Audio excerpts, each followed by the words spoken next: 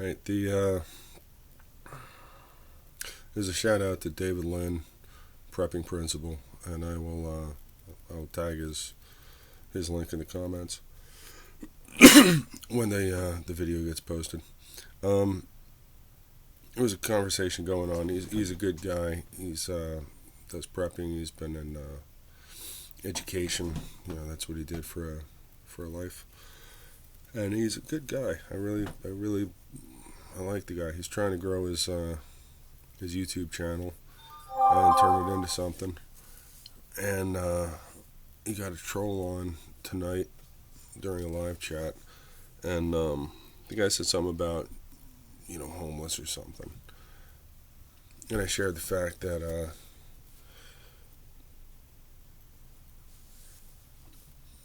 when I go into I do a lot of driving, I do a lot of commuting. I've been a lot of different places, and when I stop at like a 7-Eleven or some kind of convenience store, there's usually somebody hanging out that's either homeless or there's something, they got something going wrong, and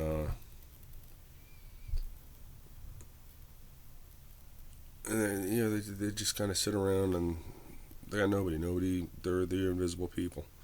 So when I see them, I'll say, "How you doing?" And they'll be like, "Hey, good." They're quick to make conversation because they got nobody to talk to. They got nobody sees them. They could be choking to death. They could be having a heart attack right in front of the door, and people step all over them. So you say, "Hi, how you doing?" And it makes their that alone makes their day.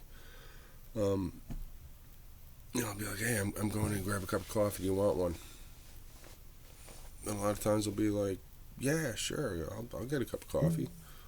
So you go inside, you grab a cup of coffee, and I'm Walt, and they say I'm whoever, and it doesn't matter if it's a guy or a girl, or it doesn't matter if they're old or young. It doesn't matter. It's just give somebody the time of day, and buy them a cup of coffee, go outside, sometimes have a cigarette, talk for 5 minutes, and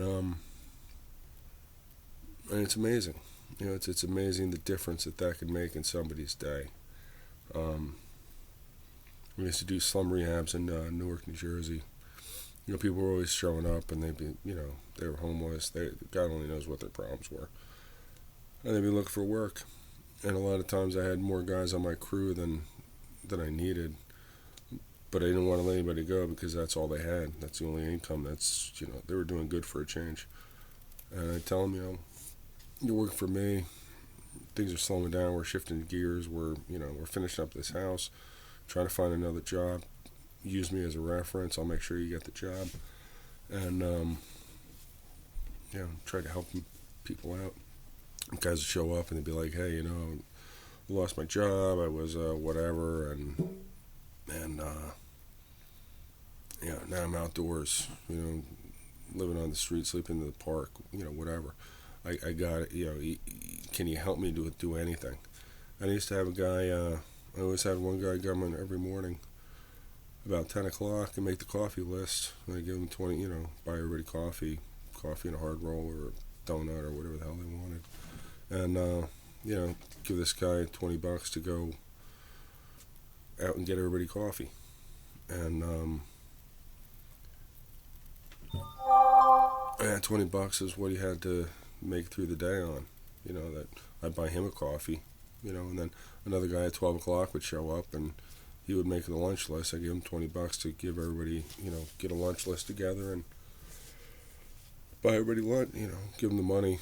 Here's whatever. It's gonna be $25-$30 to buy lunch. This is a hell of a long time ago when lunch was cheap.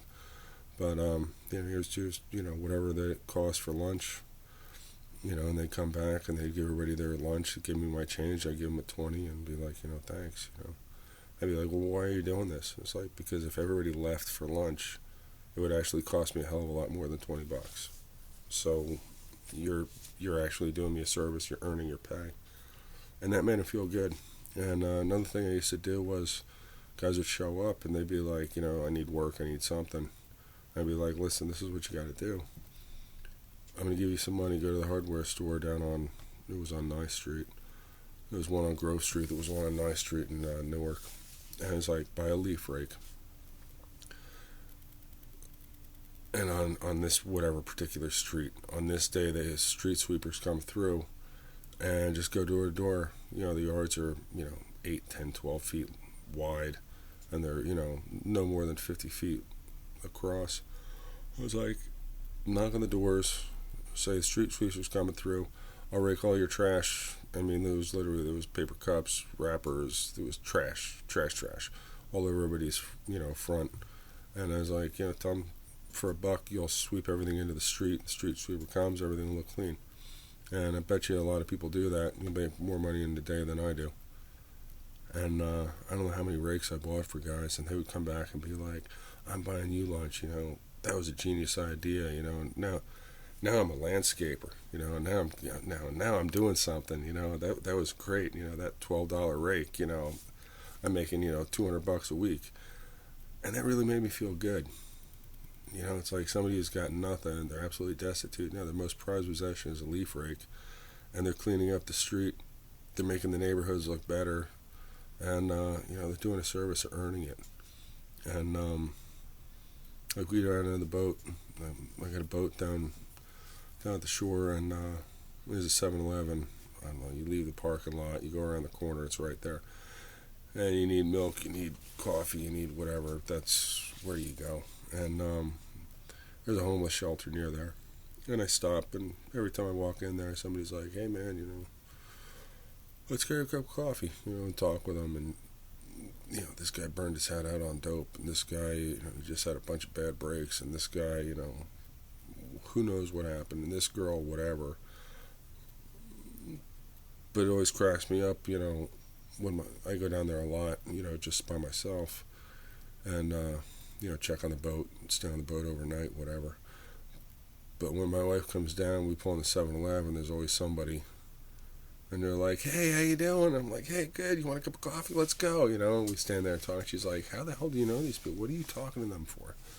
It's like, because I made their day. It doesn't take much to just make somebody's day. I remember them. Yeah, that guy's nuts. I don't know what his malfunction was. I don't know why he's home. I don't know why he's living in the shelter. But he really knows the history of New Jersey really, really well. And you start talking. It's like, "Do you know where the John Holland submarine's parked?" "Yeah, I do." And you just start talking, and that makes the guy's day. So when I was talking about all the crazies and homeless and stuff, I make friends with them. That's the reason. That's why. Because it takes so little effort, and $2, and all of a sudden somebody feels like they're actually somebody. It's an amazing thing. And so anyway, everybody check out like David Lynn, Prepping Principle, his channel. He's trying to build it. He's got a lot of people from all over the place. He's reaching out to. He really is a good guy. I really, really. Right now, he's trying to build his channel and his regular videos. He does a lot of lives. They're worthwhile because you meet a lot of people, a lot of interesting people from all over the place, and that's how you know what's going on in the rest of the world, by asking somebody who's in another place in the world, "Hey, what's your view on this?" And they tell you, and all of a sudden you know more than fucking CNN and Fox News, and you know more than everybody else because you ask somebody that's there. And like I said, I met a lot of interesting people through David Lynn's channel. But check him out, and his prepping videos are actually very good. He's been being ready for things to go wrong for quite a while, and so have I. I grew up on a small farm where the power was out 2 weeks a month, and we had to make it work. So I was born prepping, and David Lynn, that's his thing. So anyway, you all have a good night, and I hope this explanation of my comments clarifies things a bit. It's really tough to explain yourself in chat on a live stream. Anyway, you'll have a great night. You take care.